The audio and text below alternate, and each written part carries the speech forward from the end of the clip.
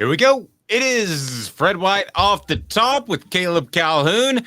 I'm Dave Hooker. Let's get it rolling. Welcome to the program. The Dave Hooker Show. A presentation of Off the Hook Sports. Objective insight, expertise, top guests. Available on YouTube, Apple, Spotify, and the Off the Hook Sports app. Download now for free. Also available on offthehooksports.com. I compute and obey. Now to Dave Hooker. Ready. A huge recruiting weekend for the Vols. We'll get to all the prospects you need to know about. Also, Tennessee with a new addition to their coaching staff. And as always, it's a Football Friday with Fred White. By the way, what is going on with Colorado? It appears as if the Pac-12 has absolutely exploded. Fred White joins us right off the top of Football Friday with Fred, and it's brought to you by our friends at Allstate Insurance. Fred White joins us. And Fred, you're looking dapper as always. I like the cap. I like the dog. Is that a smoky dog, as Eric Berry's dad called it? You know it. It's a smoky dog, baby. That's what it is. Gotcha. Blue tick hound. A blue tick hound. That's absolutely right. But have you seen the video where Eric Berry gives his dad a blue tick hound? Yeah, we call it the smoky dog. Yeah, that's what we call it. Oh, okay. I thought it was cool. It was super cool. So that speaking of smoky hot takes coming up, who would be on the Mount Rushmore of Tennessee coaches? And we'll get to that later in the program. But Fred, first of all, good problem, sir. If people need insurance, how do they get a hold of you? Dave, they can go on our website at fredwhiteallstate.com. They can also give us a call at 770-381-0367. We're also on Instagram under also Fred White Allstate, as well as Facebook and Twitter. So we got all the handles there. So give us a call or check us out online on social media, and we'll be happy to help you. Good deal. It is a huge recruiting weekend. You're in Georgia. You're from Georgia. I'm just curious from that area, because that's always going to be a key for Tennessee in recruiting. How are the Vols viewed now as opposed to pre-Heupel? Oh, well, we're a threat now. I think guys know that. I think most people know that. Beating Alabama last year made that apparent that we're back. And selling out all your season tickets this early, before the season even starts and everything, this is another big thing. And we also won the Champions Cup for SEC. We won all these championships, and our teams are doing very well. Academically, we're doing very well also. So I think what we are doing right now at the University of Tennessee is amazing. But I will say, we still don't have the respect of the Georgia people just yet. We got some of their respect, but not enough. That'll come once we beat them, though. So you mean the Georgia fans, or are there still people like prospects that are wondering about Tennessee? Who are you referring to? Oh, no. I think the prospects are looking at us and thinking, okay, Tennessee's on the rise. And it's very exciting to play there. The home games are just electric and magnified. I think that recruits see us, and they're paying attention to what we have, especially if you're a receiver or a running back, even defensive guys. We need that type of help right now. But if you're a quarterback or a wide receiver or a running back, one of the top ones in the country, this is one of the places you want to play, because we put a lot of points up and we throw the ball all over the field. If you're a receiver and you don't look at Tennessee, I think something's wrong with you. We put two guys in this past year, a third round and a fourth rounder, but I think those guys could have easily been first round picks. If you get some of that top talent into Tennessee, and you'll see some of those guys going first and second round. One of the things on our Celebrate 98 series, and that's on the YouTube channel, so please hit the like and subscribe button, have your notifications on, because we'll have Sean Ellis, Steve Johnson, several players coming up next week. And Fred, one of the things that I found interesting from talking to some of those guys, even the defensive guys, well, we've talked to mostly defensive guys to this point, but that the Peyton Manning effect in recruiting was real. So even though you play defense, when you see Josh Heupel's offense, that can still have a big impact on your decision to go to UT, right? Absolutely. I remember coming to visit Tennessee, and my first time ever coming to Tennessee was Florida, 1995 and 94 rather. And I remember seeing Peyton Manning come in the game. I remember watching that game, and Tennessee got beat 30-0, and they were getting beat 30-0 at the half. And it was just like, man, I've never seen a crowd like this. They were still in the game, screaming for the team. And I remember my older brother saying to me, that's Peyton Manning. That's Archie Manning's son. He's a Hall of Famer. I know he's going to be good. And we have read a lot about him and, a lot of different things. But knowing that he was on that campus, knowing you have a quarterback that's going to be solidified at some point, even though he wasn't great his freshman year early on, but you can see the flashes of it, and it made you look at it and say, okay, when Peyton came in, they had a #1 recruiting class, and they had some of the top receivers in the country come there. You knew you were going to win games. And one of the reasons why I wanted to come to Tennessee was because I felt like we had an opportunity to win national championships and SEC championships. And that having that quarterback in place was a big part of it. So, yeah, I think he did play a big part of us getting other guys to come in. Offensive linemen, running backs, all those type of things. You look at the Jamal Lewis and the Travis Henry and the Travis Stevens coming to Tennessee. Travis Stevens, you could possibly think about, okay, well, he's from Tennessee. But Jamal Lewis and Travis Henry rather, from Georgia and Florida. Peyton Manning being our quarterback played a huge part of them coming. Yeah, and it was the Georgia guys that changed everything. Yes, and then Cozy and Dion and Jamal. And I find it interesting that Jamal was a big driving force in that from talking to Dion earlier this week. So we'll get to all that on the Celebrate 98 series. And that's brought to you by Tennessee Cider Company. So certainly check them out. Fred, with this offense, though, and I'm playing devil's advocate here. I could be dead wrong, and you can call me out and call me dead wrong if I'm dead wrong. But would any defenders say, hey, man, I've got to play 80 plays a game because this offense is moving so fast, and I'd rather be at a place that was more ball control? Could you see a defensive player saying that? Could it in any way the offense be a negative at all?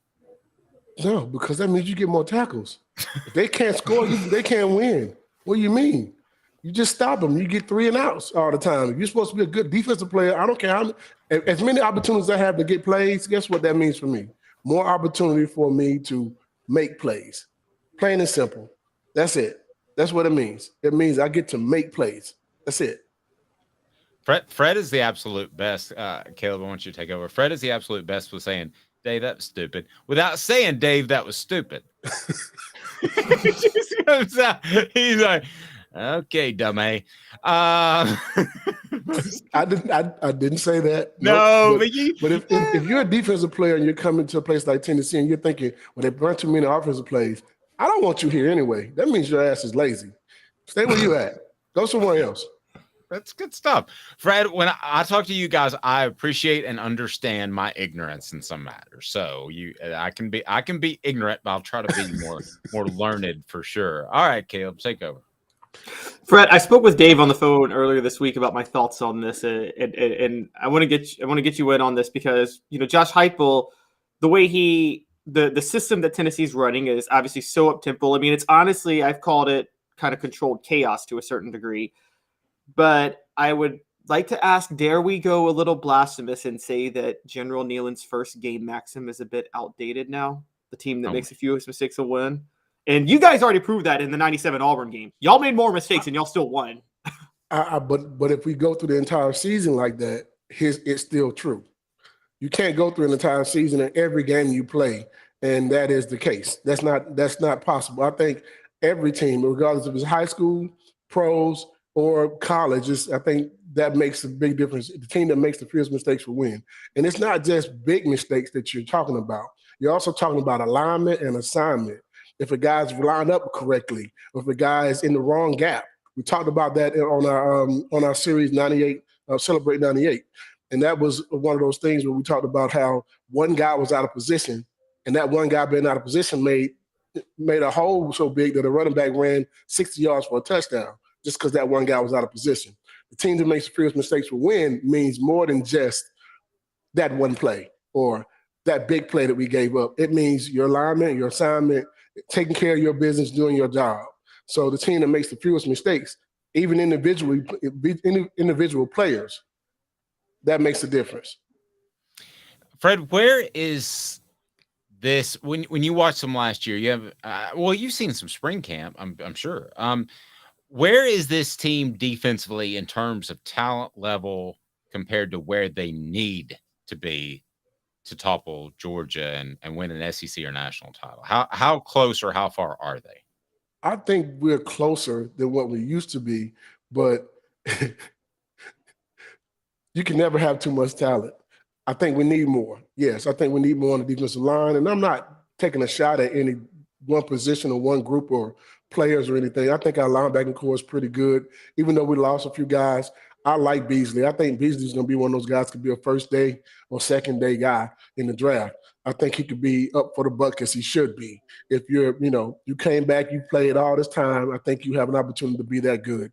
I like to see Tyler Barron take that next step and turn that corner. I think this could be his year. It just depends on what we have, It depends on who and the scheme we run, it helps, but also the offense we run helps. But depth on defense, I think that's one thing that we've been hurting for a long time. And for the last probably 5-6 years, we've been hurting on depth on the defensive line. And that's something you got to have some on. We talked about this also in that Celebrate 98. You guys go check that out, by the way, on YouTube. Celebrate 98 is doing very well for us. But it tells a lot of different things about how we had a nice rotation of defensive linemen. They never got tired. So if you have a good rotation, your guys don't get tired. You only have to play so many plays and that's it. And you tap your head and you come on back out. I mean, I think you look at the teams that are winning national championships right now. You look at Georgia won the last 2 back-to-back championships. That defensive line was interchangeable. You could take any one of those guys out and rotate those guys around, and they were still going to be good. I think if you can do that in college football and have a defensive line that you can rotate, you have a great chance of winning the national championship because they control the line of scrimmage. Fred, you know this more than most people because you played safety. How underrated of a loss is Trey Flowers in the sense that he seemed that he didn't make a lot of splash plays like a Deion Grant last year, but he seemed like he covered for a lot of other issues in the secondary. And how is Tennessee going to be able to go about addressing that this year? I think you're correct. Flowers did make up for a lot of mistakes the guys made in the secondary. And I'm kind of a little bit upset he didn't get drafted. I think he had to play in positions where he had to make the game-saving tackle or the touchdown-saving tackle sometimes or things like that. But I like McCullough being back. I think that helps. I think the secondary is going to have an opportunity to show what they can do. I'm looking to see what Willie Martinez does with these new group of guys that he has in. I don't know exactly where we're going to stack up, but I'm looking forward to seeing it myself. I'm waiting on summer camp to get started so I can go see what we have for our talent, and I like to go see practice for myself. And we have a nice receiving core that is going to challenge them every day. And if you're getting challenged like that, you should get better every week. You mentioned linebackers. Keenan Pili, did you get much of a feel from him, the transfer from BYU? I've watched a little bit of film on him. I just haven't seen enough to understand, what type of player he is just yet and how he fits into our scheme. Like I said, I want to be able to go watch some practice firsthand or go watch a 7-on-7 that they do in the summer just to kind of see for myself, okay, this guy has it. Or, I don't know what he is yet. But I'm looking forward to seeing it with my own eyes. Watching someone on film in the Pac-12 and watching them in the SEC might be a little bit different. Well, that's true. Can you imagine, like you've said before, you don't count on freshmen, which is totally correct, and I 100% agree with.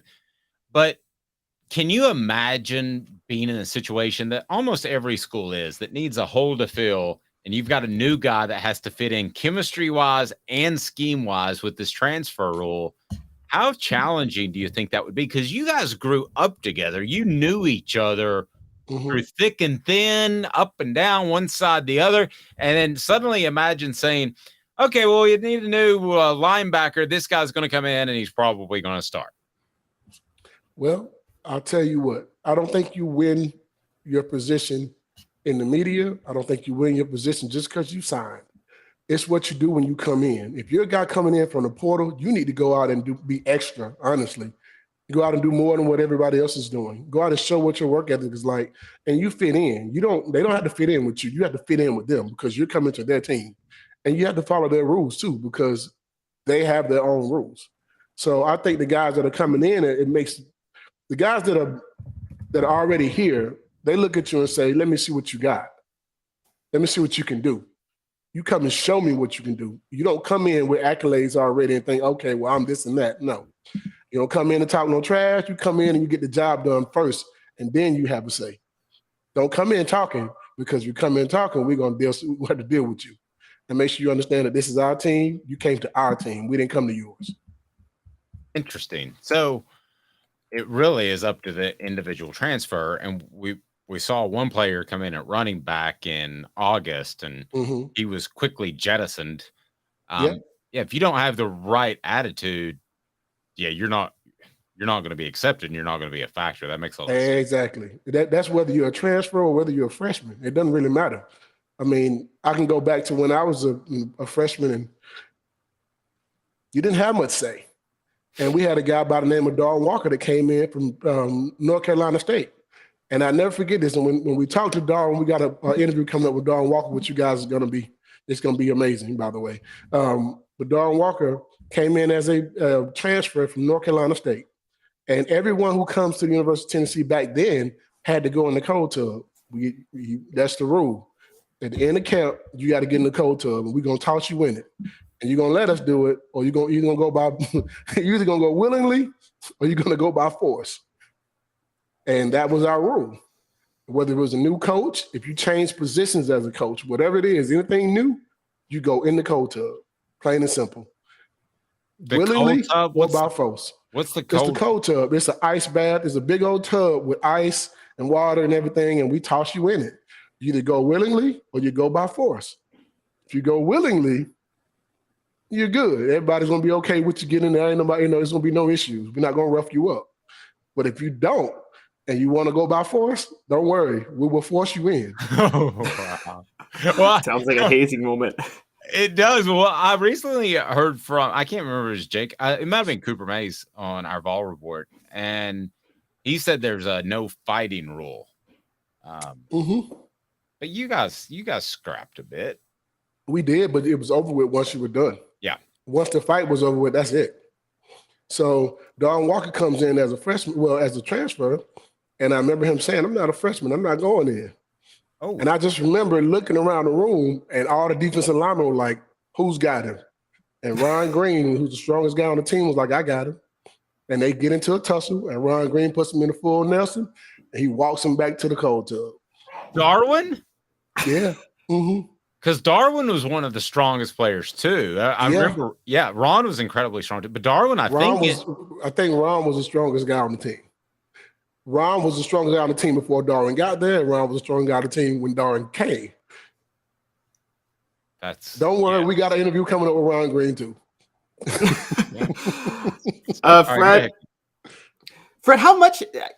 I know obviously there is still, you have to accept your role when you're a newcomer or a freshman, but how much would you say things have changed since you were playing, where it seems like a lot more newcomers and freshmen see the field just immediately, and it seems like the coaches are a lot more willing to have them see the field? Does there seem like there's a little bit less pay your dues now than there used to be?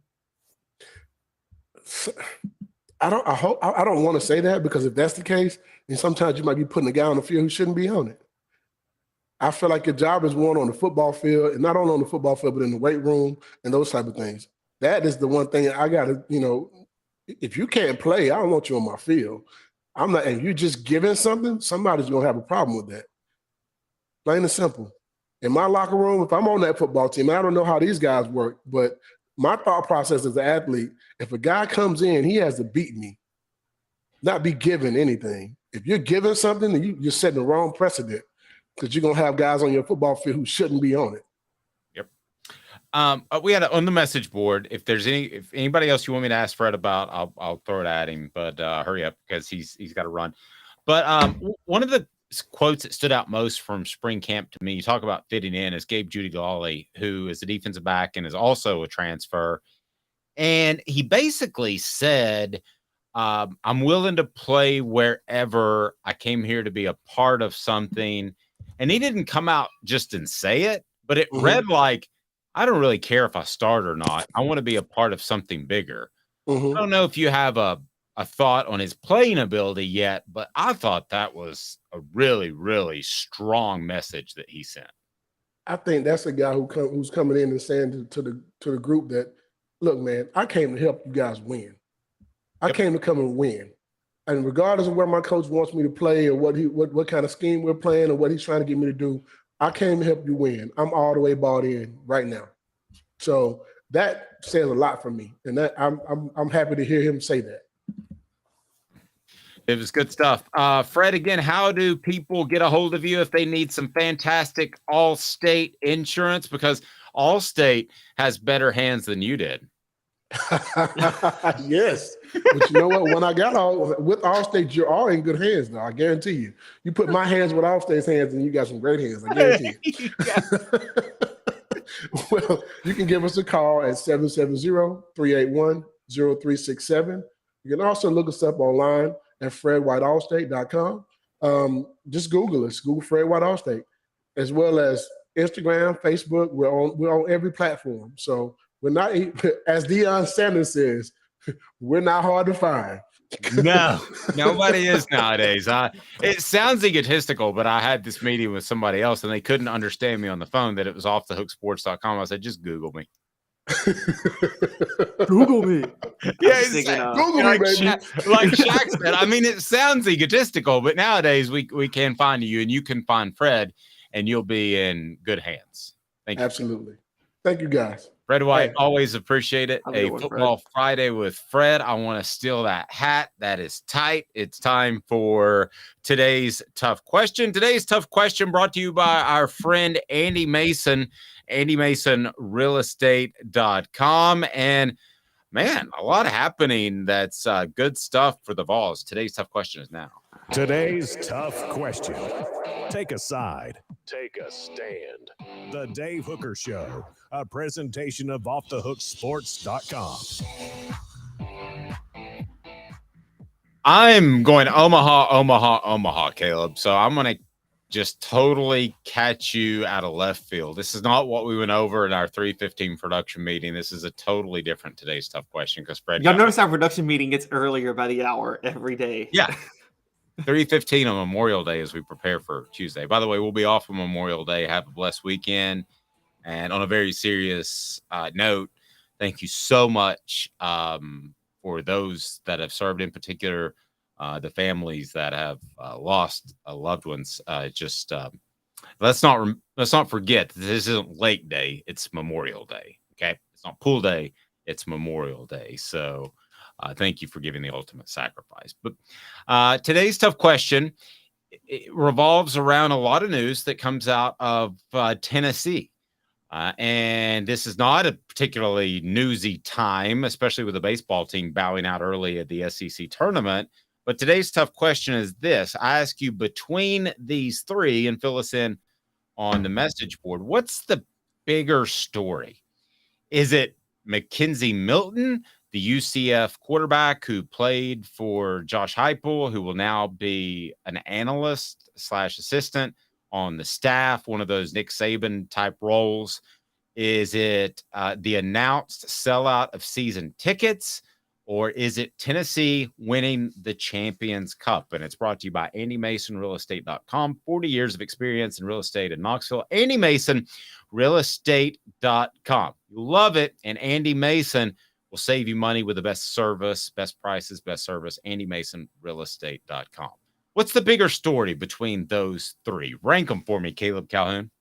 Okay, well, the least big story is the Champions Cup. That is hilarious to me because I'm sorry. Yeah, that involves a lot of sports, and everybody's like, oh my God, my school has graded all these little sports. Okay, let's be honest. You only care about football, basketball, and if you're Tennessee, women's basketball and baseball, and maybe softball. That's about as far as it goes, those 5 sports. Okay. And so I'll go ahead and tell you we see this completely opposite, but go ahead. Yeah.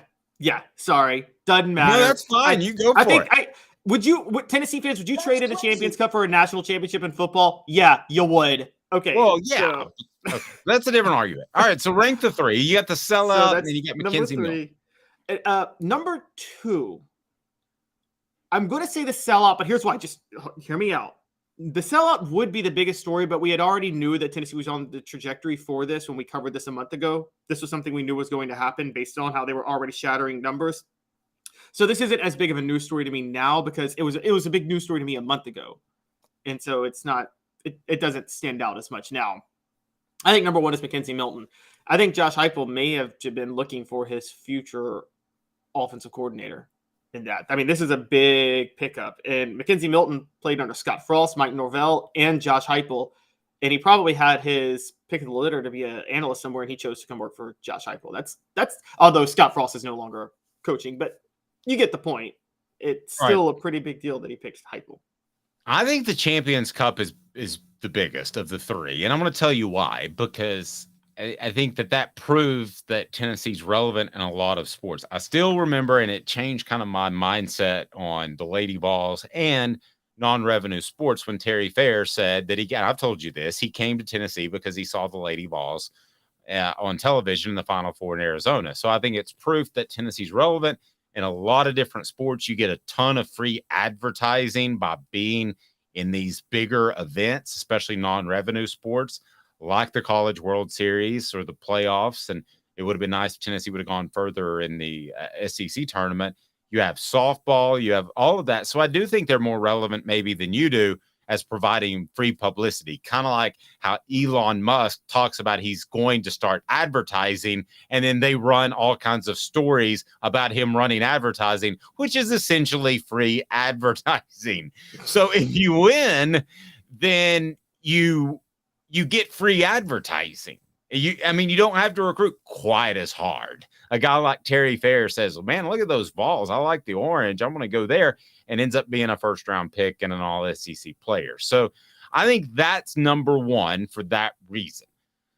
Number 2 is Milton, and that's what Travis on our message board says as well. Number 2 is Milton because, and I would be exactly opposite of this if this is a defensive-minded coach like Nick Saban. I think it was important for Nick Saban to bring in offensive minds that were different from him, like Lane Kiffin. I think the opposite of Josh Heupel. I think Josh Heupel needs to bring in the same offensive minds because his offensive plan is going to work unless there's a significant rule change. And yes, I think he's lining people up so his guys get better jobs and they move on as coordinators somewhere else, or they move on as head coaches, as Alex Golish did. I think Milton does climb up that ladder. I agree with you. I also think those analysts provide more insight during meetings than a lot of people think. I think that Alec Ablin had a say in some of the more innovative plays last year that Tennessee ran. I think that there's a good chance Milton will as well. And let's be real honest, even though it's an NCAA violation, most schools have those guys run out on the field and coach, even though they're not supposed to. So you've got a guy that really knows the offense if they decide to do that. Not that anybody would, not that Alabama closes practice for a particular reason, not that 38 offensive analysts run out on the field for Alabama. I'm just saying. So, Caleb, that's how I would rank them. The sellout really meant nothing to me. I thought it was going to happen. I didn't know if it was going to be May the 25th, April the 25th, or June the 25th, but it doesn't surprise me at all.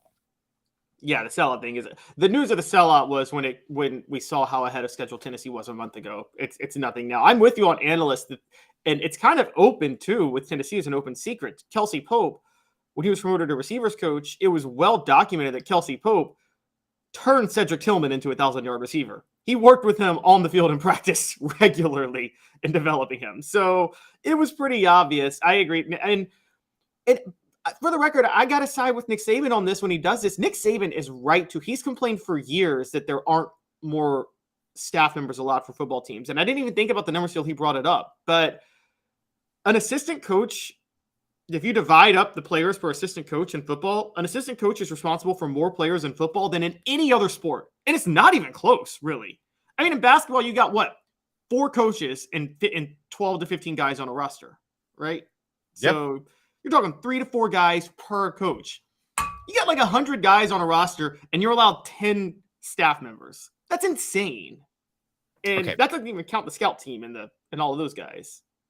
I gotta ask you this though. Let me play devil's advocate. Is this staff too inbred? I mean, could it use? You're asking if Tennessee is too inbred. You know how many? I knew you'd roll with that. But is it too inbred from a philosophical standpoint? No, I don't think so. I think it's working too well right now. Yeah, I don't think so either. And I think defensively, too, when you have a Garner who's kind of an old school guy, and then you have a Banks and they defensive line coach, defense coordinator, respectively, I think that they have different approaches. That's where you probably want to have some fresh ideas in there because they are having to complement an offense that runs a cajillion plays every game. But I don't see that right now. I don't see that it's too inbred at all. I think that bringing in Milton was a very positive thing, but I thought I would throw that out there. And now Fulmer, on the other hand, I would say that's what did Fulmer in is Tennessee was too inbred towards the late 90s, early 2000s. I think they just after were so Cutcliffe obsessed. left? After Cutcliffe, yes. They were so obsessed with in-house. Well, they were. I agree. Randy Sanders was an easy decision, and in retrospect, it wasn't the right one, even though you're talking to the guy who sat down with him and his dad at a Cracker Barrel and wrote how he might be the next head coach at Tennessee, and that was the 2005 season. So obviously that didn't, or the 2005 season. So obviously that didn't go very well. I think that fresh ideas are good, but I think everybody being on the same page is good, and I think Milton will bring some new ideas. By the way, somebody said they've got to go. Have a great Memorial Day weekend. We appreciate that. We got an app. We'll go where you go. So download the app. We appreciate that. And coming up, Tennessee's huge,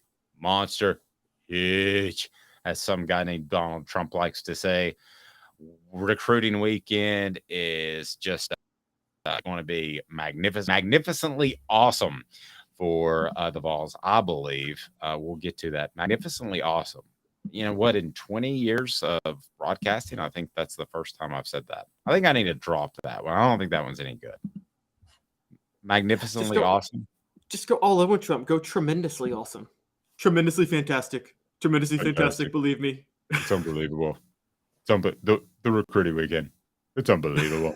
A lot of people are saying that it's the best recruiting. And Craving Wings South North Shore location, where we've heard people say that you can get the best wings in East Tennessee. Pero ¿quién es este? El número 87, Jacob Warren. I'll just do 6 in my sauce 87, please. Imposible, señorita. Dale 6 más. Look at these wings. Perfectas, deliciosas, fantásticas. Man, I don't know what you're saying, but it sounds awesome. How do you say fresh, never frozen in Spanish? Frescas, nunca congeladas. Make your way to Craving Wings and get you 6 más. But what was funny about Cadis, we were a full continuum of care at that time. We had detox, we had inpatient, we had outpatient. So we were doing a lot of the things that we do now. But now we just do them so much better. It's really a simple program, but we're complicated people. I am what I am, and now I got to do something about it. You can take your life back. Call Cadis today. Got cataracts? We can fix that. Never miss another moment. With a little help from Doctors Campbell, Cunningham, Taylor, and Hahn at cctis.com. Do you want to own the more that owns every job? Then get to Vassey Lawn and Garden in Cleveland and get you a Toro. I'm David Vassey, here to talk to you about Toro. With a Toro Zero Turn, you'll get more out of every minute and you'll reach the finish line faster. At Vassey's, we like to say, no matter if you're mowing 3 acres a week or 11 lawns a day, homeowners and business owners alike find confidence in equipment they can trust from top to bottom. Vassey Lawn and Garden, Highway 60 North in Cleveland. Man alive, it's worth the drive. Our family has been creating jewelry since 1986. Each piece unique, with a story all its own. I'm Rick Terry with Rick Terry Jewelry Designs. I'm a jeweler, and I want to be your jeweler. We're grateful that you chose us to be Knoxville's best jeweler. My family and staff look forward to serving you. So please come see us. Kingston Pike and Campbell Station Road in the heart of Farragut and downtown on Gay Street, right next to the Tennessee Theater.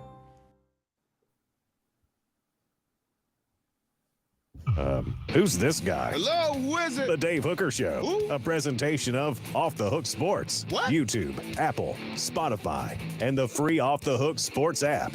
Back to Dave Hooker. Yes, huge. Huge. And general recruiting months. They are kind of like December and January back in the day. Clearly, the early signing period settled in. What about 7 years? Is that about right, Caleb? That the early signing period early signing period started in the same year Tennessee hired Pruitt, so it would have been 2018. Okay. I feel like sometimes when you look stuff up for that, I'm like Theo Vaughn. Riley, check out what a pigeon does when he needs to play darts. You ever watch Theo Vaughn? No, sorry. Another reference that I don't get from Dave Hooker. Fine. You're not missing anything. Okay, here we go. So the 865 Live Recruiting Weekend is going to be star-studded. Let's look at some of the prospects. Let's start with 4-star running back Peyton Lewis. Now, Tennessee might have a special tailback on campus, and Dylan Sampson, who may be a little light to do that, or we've talked about Cam Selden as well. But a special running back, not to take anything away from Jalen Wright or Jabari Small, would really change things, turn a 3-yard gain into a 5 into an 8, and some 8s into 80s. So Tennessee could use that. And somebody could step on campus, thought it might be Justin Williams-Thomas last year. He couldn't see a hole if it was yelling at him. And Peyton Lewis could be that guy. Pretty good name, too, if you figure in the Tennessee heritage of Peyton and Lewis. Oh, the greatest backfield of all time in 1997. Peyton Manning and Jamal Lewis. Like, it's got to be the greatest college football backfield ever. Like, you just tell somebody Peyton Manning and Jamal Lewis are in the same backfield on a college team. It's like, that's crazier than telling people that John Henderson and Albert Haynesworth lined up next to each other. But, yeah, I wonder how they're going to use him. You know, he's what is he, like 6'1", 190? And are they going to use him as an all-purpose back, or are they going to try to get him to put on more weight to be more the Jabari Small 20 to 25 carry back? Because in Josh Heupel's system, that is a crucial question. It's not your typical. If it's a pro-style system, you can just plug a running back in. But I think with what Josh Heupel does, you need your running backs to fill specific roles. He might be the next Dylan Sampson, because I don't think that Dylan Sampson, from what I hear, is going to be on campus after 2024. I think he's that good. So, yeah, it takes a year to kind of get up to speed from pass protection and all that sort of thing. And I think that Dylan Sampson has a big year this year, may have a decision to make in 2024. Now, the person that people are really excited about, and they should be, is 5-star linebacker Sammy Brown. 5-star, has visits slated for Georgia, Clemson, Oklahoma, and Ohio State. He's from Jefferson High School in Georgia. That would be absolutely huge if Tennessee's able to land him. Yes, Tennessee needs to roll out the red carpet for Sammy Brown. He already perfect size, 6'2", roughly 220. I've heard some rumors that Clemson might be in the lead right now. And if there's any reason for Tennessee to roll out the red carpet for Sammy Brown, it's to not have him go to Clemson. Again, Tennessee needs Clemson to fall apart as a program, even more than Georgia to a certain degree. And so you can't afford to lose. If you lose Georgia guys to Georgia, okay, happens. You lose Georgia guys to Clemson, you're in a bit of trouble with Tennessee. They need to go all out for Sammy Brown. All out. Orange carpet, as I just saw on the message board. Yes, roll out the orange carpet for Sammy Brown. I was waiting for that. We need some Lane Kiffin hostesses to come back if we need to. If they need Another guy that could be the next Dylan Sampson is Boo Carter, although I think he's going to play corner, but he's listed as an athlete now, 4-star guy, Brainerd. This would be a huge get for Tennessee. Now, I do have a little bit of concern how he left his original high school in the fall and ended up at Brainerd. I'm going to look into that a little bit more, but physically, you look at the guy and he's got what you want out of a versatile athlete prospect. Yeah, and I think it's pretty obvious they're going to plug him into the secondary, aren't they? Yes. Yeah, which is exactly what Tennessee needs at this point. So, and if you guys have looked back and tracked, Dave, you've covered recruiting longer than I have, but at least since I've been covering recruiting, the best cornerbacks I've seen in college were almost all of them were recruited as athletes, particularly Tennessee. They were listed as athletes more often than they were listed as cornerbacks. Especially, yeah. I mean, it usually means you can't catch, right? So, Rashad Baker would certainly fit that mold. I think Jabari Greer was a athlete. There are natural corners that you would love to have, like Jalen Ramsey, who's out of the mid-state area. I mean, he was going to play corner. There was no question about it. Our own Fred White was a cornerback. A lot of people don't realize they got him there and said, hey, we've got a lot of cornerbacks. You need to eat and put on weight and get bigger and play safety. He's like, I really don't want to. It's too bad. Okay. And then 4-star linebacker Edwin Spillman. He is out of Lipscomb, Tennessee Academy. You and I have, I think, like a pending silent wager about how the mid-state will be able to support Tennessee's football program. You don't think there's going to be a lot of guys out of Nashville, and history would support that. I think it's a matter of time until Nashville is a recruiting hotbed, but Spillman would be a big pickup either way. And just so people know, when the show was over yesterday, I went down a list of just random mid-state guys, and I'm like, hey, Dave, remember covering him? And Dave's like, oh, yeah, he was highly talented. He was awful. I mean, yeah, no, I'm not arguing with you the production of it at all. One guy that we kind of forgot was Jalen Reeves-Maben. Yes, we did forget about Jalen Reeves-Maben. That is true. Yeah, and because he's listed as, I thought of that yesterday. He's listed as Clarksville a lot instead of the Nashville area. So that would have been I would still go in on Edwin Spillman. I would. I mean, I think a 4-star linebacker, again, yes, mid-state underachieves and is overrated, but typically 4-star mid-staters, they're usually they usually can fill a roster spot. Yep. And then Daniel Calhoun, no relation that I'm aware of, but Daniel Calhoun is a 4-star offensive lineman. Now, he's got official visits set up to Georgia, Texas, Alabama, Auburn. This is one of those it guys. So I'll make recruiting really simple for you. Instead of 5 stars and all that nonsense and all the rankings and stuff that people get caught up on, I'm going to make it real simple for you. There's anywhere guys, somewhere guys, and nowhere guys. There's guys that can go anywhere they want. There's guys that can go a few places, and there's guys like me that couldn't go anywhere. So he is an anywhere guy, and you've got to win some anywhere guy battles against the Alabamas and the Georgias of the world. And you would think Tennessee has an opportunity to land him, but you kind of got to prove it. He's out of the state of Georgia. This would be the equivalent.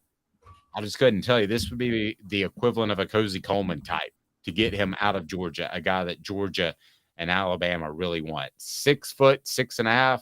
He's 255 pounds. So he's going to put on weight, Caleb, but the fact that he is lighter makes him a better fit, in my opinion, for Josh Heupel's offense, because they like people to be able to move their feet. So I can't bet on Tennessee getting a highly rated guy right now out of Georgia when Alabama and other teams want him. But I'll tell you this, I can definitely say that Tennessee is in the running now, and I don't think they would have been in the running 2 years ago. Yeah, and the thing with Daniel Calhoun, and you're right, they have a factor they can sell, which is their offense may be a better fit for him. Although, isn't he listed at like 330 now? I don't know his exact weight. Check that. We may have a typo in our story. I'll let you check on that. Yeah, let's see. I mean, he would be a monster. Yeah, he's listed. He would. He's listed at 330, but that's not a big deal because if you're 330 in athletic, I mean, Darnell Wright was 330 and homeboy could do backflips. And so I think that I don't know if he's that athletic. I will say this. Rivals Futurecast already has him unanimously going to Georgia right now. And so I do think you have to weigh what are my chances of getting this guy out of Georgia? And I don't know if Tennessee has as much of a chance to get this guy out of Georgia. I don't think Alabama does either, honestly. And so we'll have to see how that goes. Yeah, but in all fairness, you would have said the same thing about Deion Grant and Cozy Coleman. And as I learned from talking to Deion earlier this week, you know what spurned that is that Georgia was not high on Jamal Lewis. So that's why the 3 came to Tennessee. So a lot of other things could be at play, and that's Josh Heupel's job is to find those little niches to wedge Tennessee in there, right? Yes, but isn't it a little bit easier when you're a top 10 program and the other program is completely floundering because they have, as Steve Spurrier once said, Ray Goof as head coach, and as opposed to being a program that just won back-to-back national titles, followed up by Jim Dumwin. I never heard what that we did one. there. We're riffing. All right, so let's continue rolling. Cameron Fountain of Youth will be at Tennessee. He's got an official set for Knoxville on June the 23rd, but he'll be in Knoxville this weekend. He's also out of Georgia. So there's a theme here. Tennessee is going after the Georgia prospects, and that's what they need to do. Has a visit locked in with Southern California, and that's according to our Caleb Giroux, who you need to check out his story. So that's a big deal to me that he would look at Southern Cal, because you don't look at Southern Cal unless you're willing to leave the state of Georgia. So if you're willing to leave the state of Georgia, then you could leave the state of Georgia for Tennessee. So that to me is a factor if I look at it with my recruiting background. Oh, yeah, they should definitely absolutely go after this guy, Cameron Fountain. It's not huge if they lose him. I think if there's one area where Tennessee's actually set themselves up pretty nicely long term, it's edge. I don't know how you feel about that, but I actually think they've done a pretty good job recruiting edge rushers to this point. Totally agree. Another 4-star linebacker. I remind you, crafttreats.com. Crafttreats.com. Use the promo code Off the Hook. The promo code Off the Hook and get 20% off. You can go with their chill pills with the CBD derivative. Will help with your pet's arthritis, digestive issues, or anxiety. And also, they have non-CBD pet treats that are fantastic. Again, crafttreats.com. Use a promo code Off the Hook. Promo code Off the Hook for 20% off. 4-star linebacker Jordan Burns, the number 34 linebacker in the class. And this seems like a very gettable guy. Mr. Burns has just one confirmed official visit locked in with Arkansas. So maybe not as highly touted out of Pace Academy in Georgia, but he's a guy that I think that Tennessee has a real shot at. Your thoughts on Mr. Burns? Yeah, he's a composite 4-star, which is good news for Tennessee. And also, according to 247, the only 3 schools with warm interest are Arkansas, Auburn, and Tennessee. Now, the red flag on that is, does that mean that that would suggest those are the only 3 schools he's interested in? I would believe that the only reason those schools are the highest on his list is because Georgia and Alabama don't want him that much. That's the only thing that I could really, because I feel like if one of them wanted him that much, he wouldn't have Arkansas and Auburn on that list. But that's okay, because Tennessee is still going to take some of those guys. Jamal Lewis, who I just referenced, was the guy that Georgia was just warm on, and perhaps that's How because are they they just warm on him. I didn't know that story until I talked to Deion this week. You would have thought anybody would have rolled out the red carpet for Jamal Lewis, like whatever you need to get to campus. Yeah, I mean, they may have had a full backfield. They may have not liked something about his background. I don't know, but we're going to dive into that in the Celebrate 98 series with Deion. I was talking to Deion about a different project, but yeah, that's why I never knew that until this week. But that's why the 3 ended up at Tennessee, and it changed the course of the SEC football history, because if they go to Georgia, maybe with their coaches, they win a national title. But certainly Tennessee without those 3 does not win a national title. Definitely. And probably, all 3 of them. They need all 3. Even Jamal Lewis. I know he got hurt, but they're not beating Syracuse without Jamal Lewis that year, honestly. And they may not beat Florida either. No, great point all around. All right, so 2-minute break, and then coming up, let's go ahead and do this. I meant to do this. Sorry, I'm all over the place today. It's been a wild morning. 4 downs. We bring you 4 downs, and it's brought to you by our friends at Campbell, Cunningham, Taylor, and Hahn. 4 downs. 4 questions. 4 answers. The Dave Hooker Show. 4 downs. A presentation of offthehookssports.com. I got my LASIK. I'm good to go. Campbell, Cunningham, Taylor, Hahn, local vision done right. And they do LASIK, cataracts, but also have the individual eye service centers for your annual visit. And their clinics are fantastic. When it comes to LASIK, there's nothing like it. All right, first down, most coveted recruit this weekend is? It's pretty easy. It's Sammy Brown. Okay. I'm going to say no. Not Sammy Brown, partly to play devil's advocate, to be real honest with you. But I will say, man, this one's tough. There's no other real answer. Come on, Dave. No, but let me give you this though. With Sammy Brown, I don't think Tennessee's ever going to be hurting at receiver. I'm sorry, linebacker. So yeah, I'll go Sammy Brown. You talked me into it. All right. Yeah, I mean, linebackers still in need, and Sammy Brown is the most highly touted player on this group. And also the fact that Clemson is targeting him. Yes. All right, Sammy Brown, hands down. All right, so second down. Most likely to commit this weekend is? That's another obvious one, and it's Edwin Spillman. Okay, you think it's Spillman. All right. Third down, I will agree with that. It will be a loss if the Vols don't get blank. And I'm not talking about this weekend. Yeah, that was mine too. We're agreeing on all of them. Okay, lastly, fourth down. If they don't get Boo Carter, it's a bad sign because he's from right down the road. All right, fourth down. Where do the Vols need to rank in recruiting? At the end of this year, when we're in the first week of February, where do they need to rank nationally in recruiting? I think in the 5 to 10 range is okay. I know people say you got to have top 5 classes. I think that given Josh Heupel's scheme, given the way he uses the transfer portal, I think, and given honestly the underrated talent Jeremy Pruitt brought in that is still there, I think they can afford a 5 to 10, particularly since they got their quarterback in the 2023 class in Nico. I'm going to go 5 to 7. I think they need to be in 5 to 7. I'm not willing to go 10. I mean, 10 could still be 6th best in the SEC with Texas. That is true. For the record, had they not had that debacle against South Carolina last year, we would be talking 3 to 5 because they'd have 3 4-stars that are at South Carolina that would be at Tennessee right now. That's a pretty darn good point. 2 minutes why Tennessee has somehow risen in one ranking despite not even holding a formal practice. And also the Mount Rushmore of Tennessee coaches. And I don't know that Caleb and I will agree on this, but also Colorado goes to the Big 12. So is the Pac-12 dead? Any interests from the SEC in those teams? 2 minutes. He's Caleb Calhoun. I'm Dave Hooker, Off the Hook Sports. Sun, sand, and salt water, the beach is a very relaxing place. Unless you wear contacts. Ow! Open your eyes to the best the beach has to offer with LASIK vision correction from Campbell Cunningham Laser Center.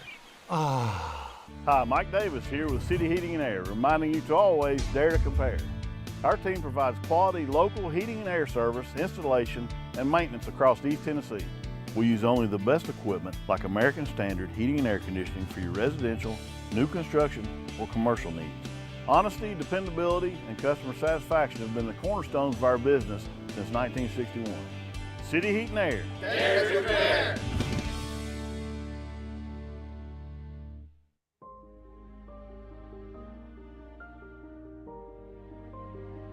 Our family has been creating one-of-a-kind pieces of jewelry in West Knoxville since 1986.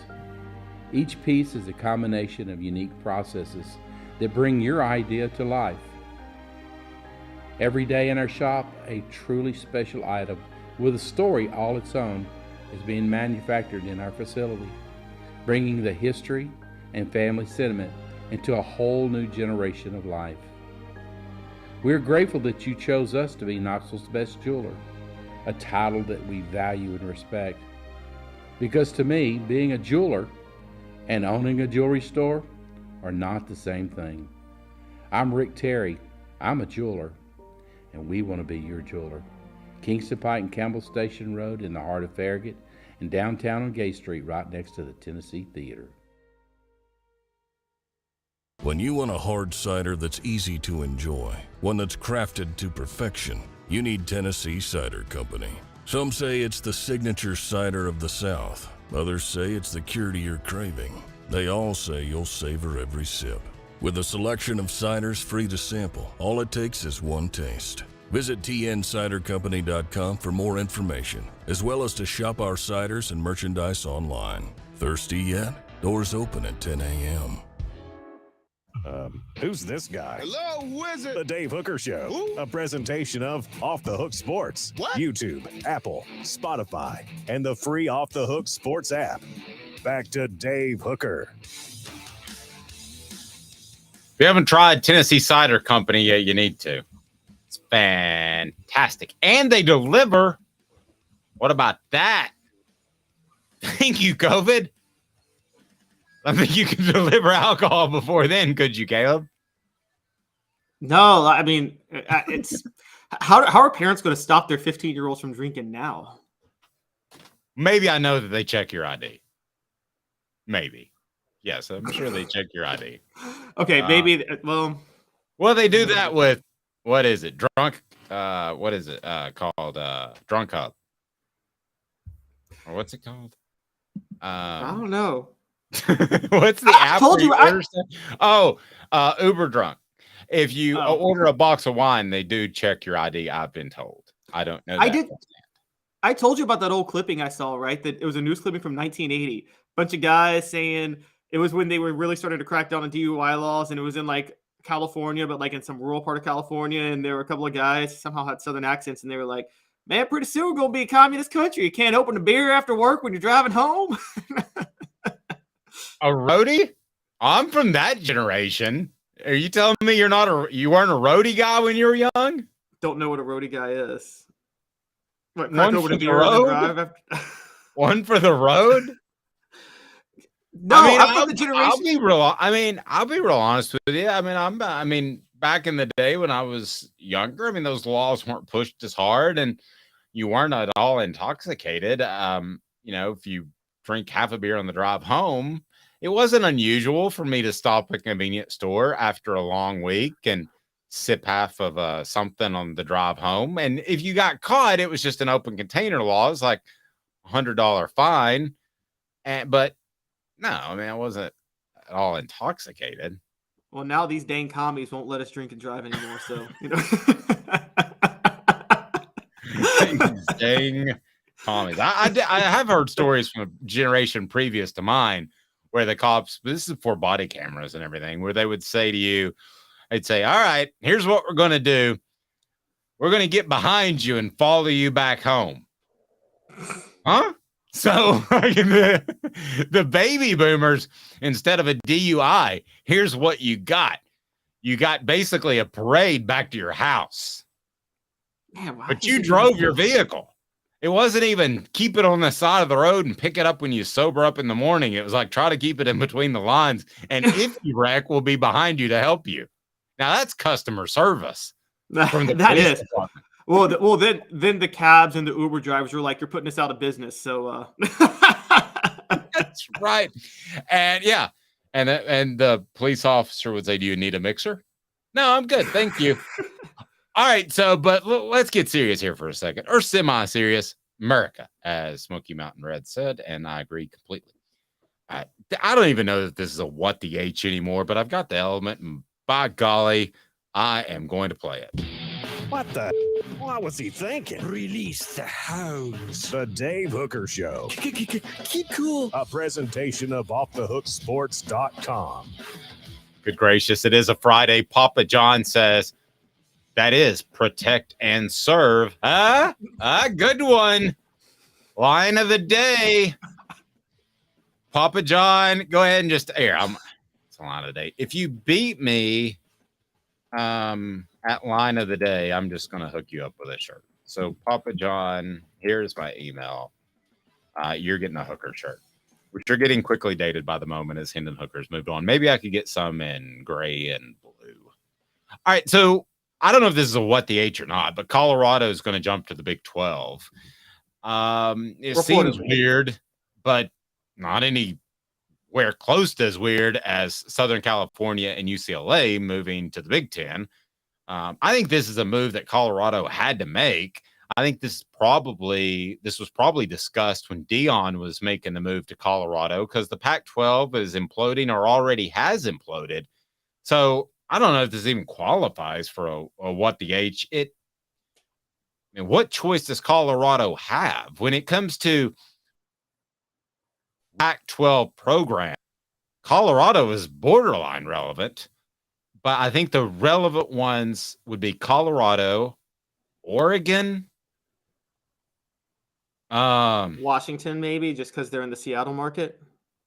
Yeah, but I'm not a TV market guy. I mean, you might be right by some people's standards. I'm not a TV market guy. I'm like best product on the field guy. Okay, then probably Utah has a pretty good market. I mean, they won back-to-back Pac-12 titles. A good product. They have a pretty great.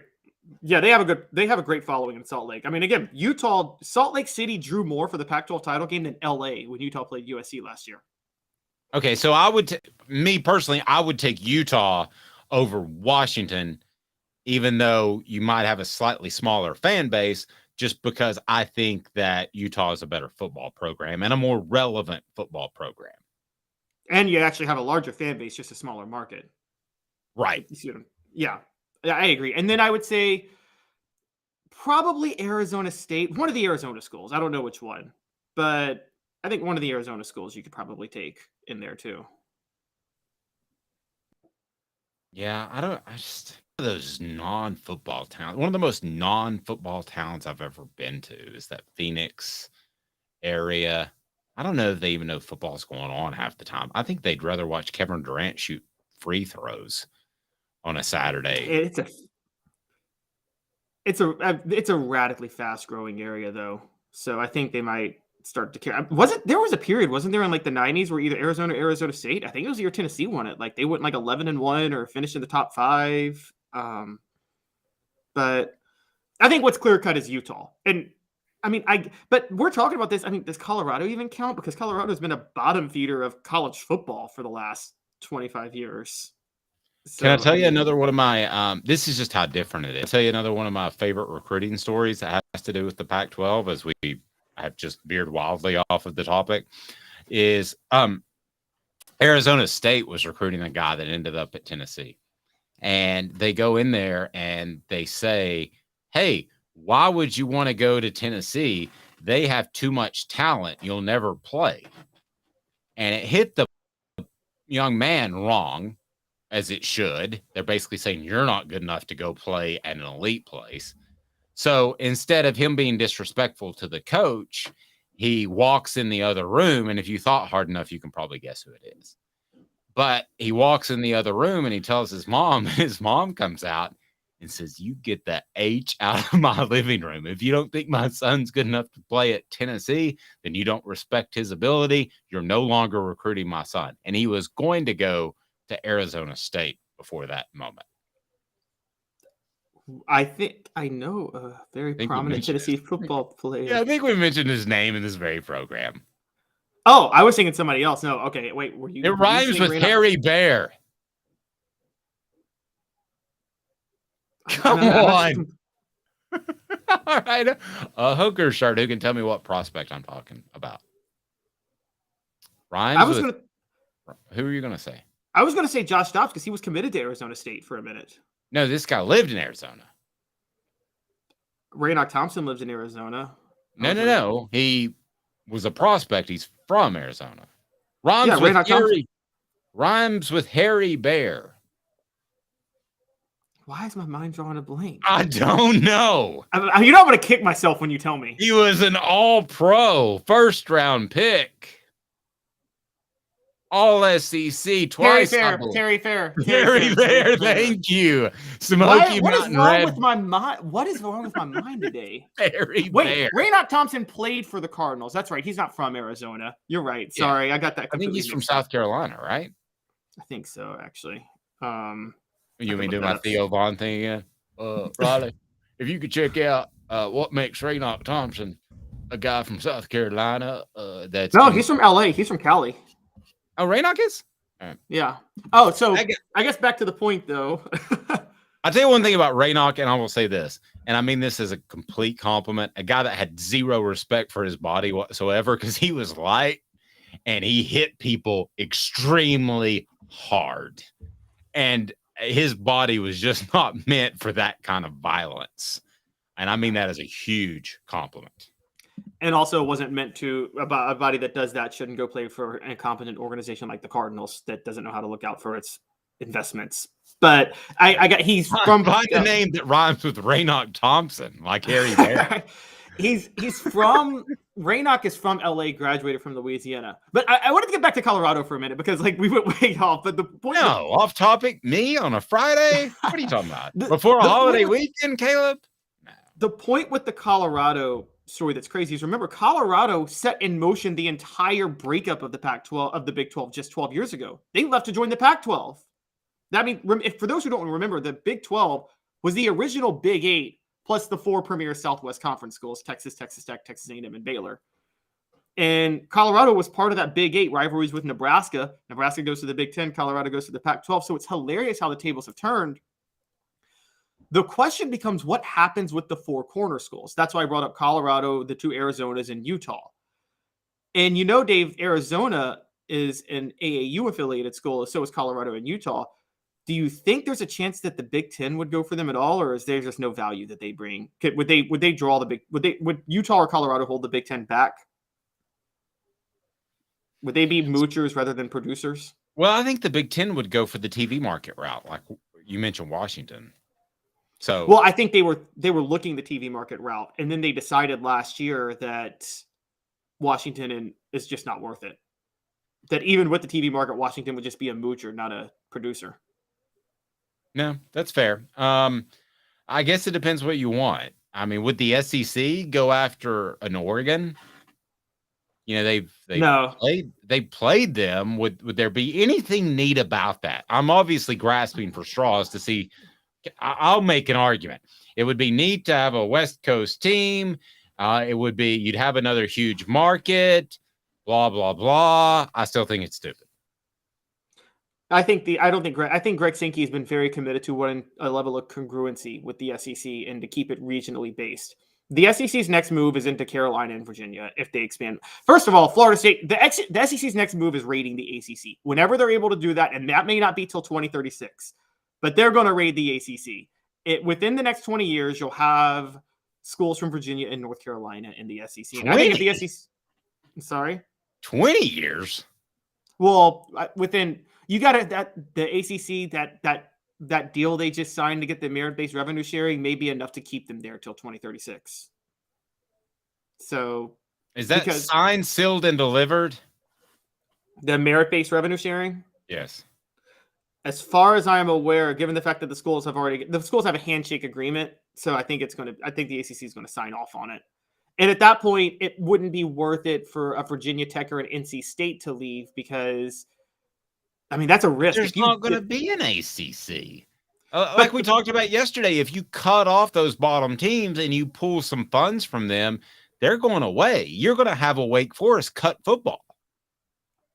Yes, but for Virginia Tech and not Virginia Tech, but for NC State, it's not worth cutting that risk because if they leave right now, they may have a vested interest, even though they were one of the 8 that would be willing to leave.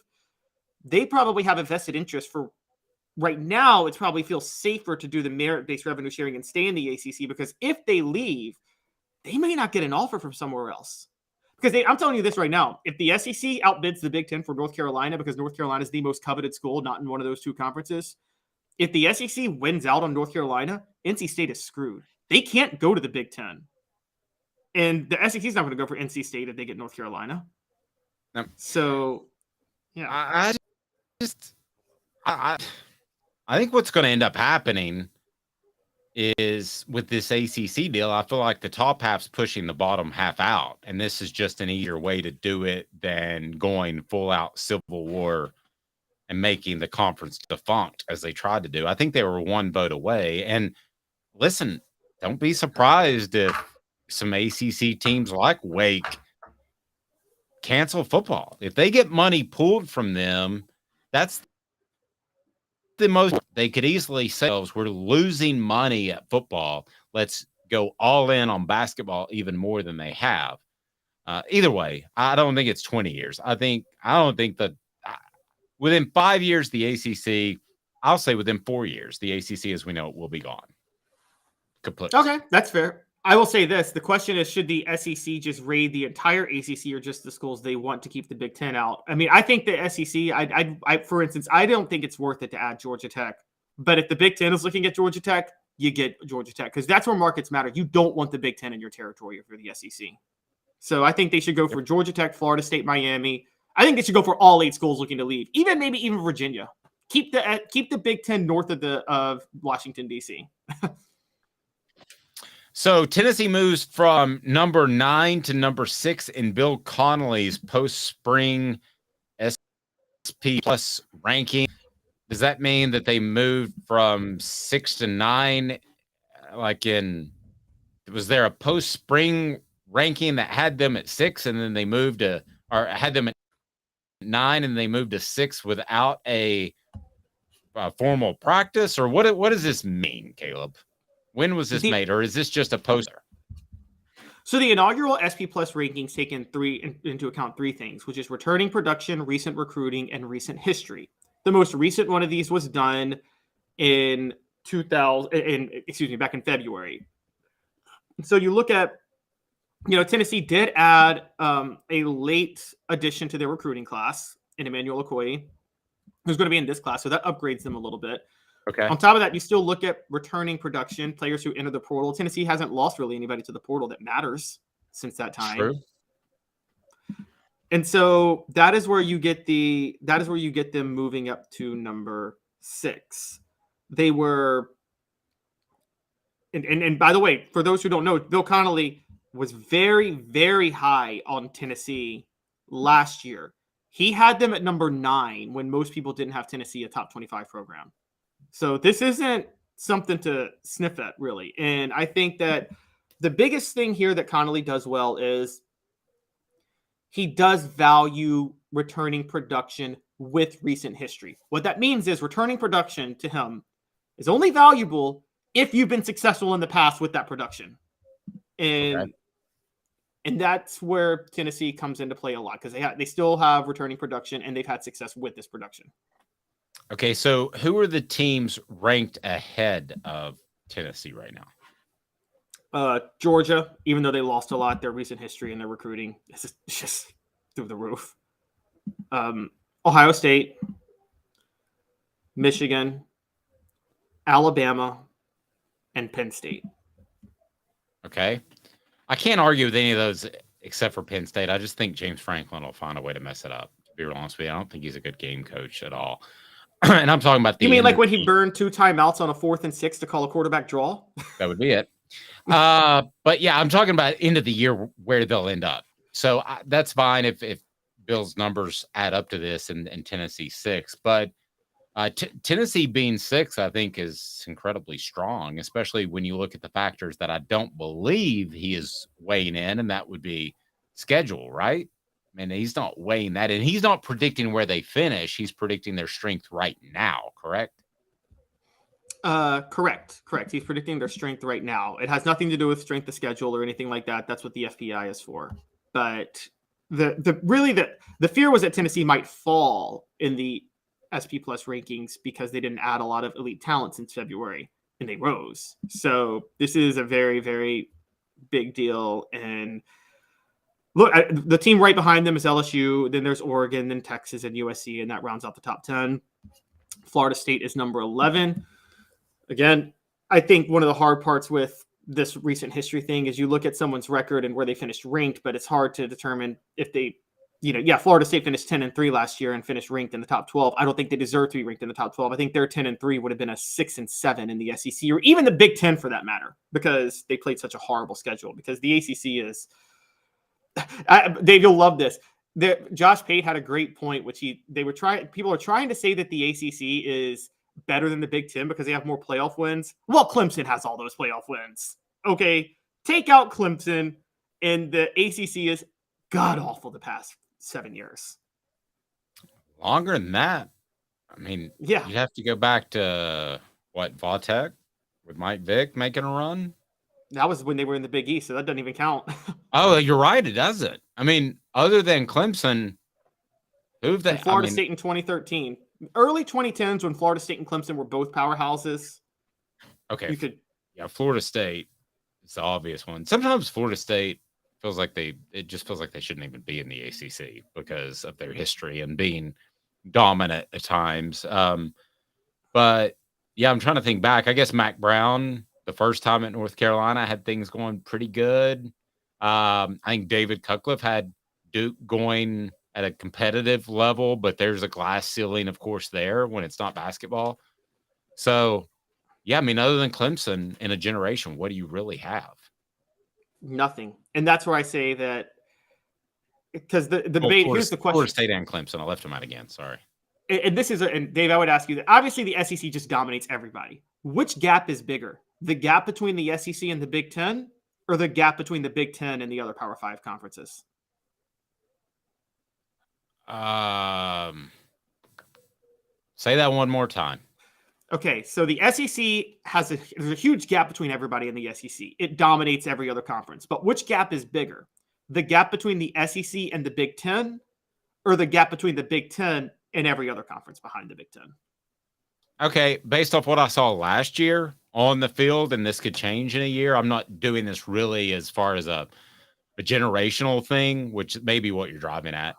But I would say, factoring in a little bit of recent history, not just last year, I would say that the SEC is a 10, that the Big Ten is an 8, and that the closest other conference, pick whichever one you want, is a 5.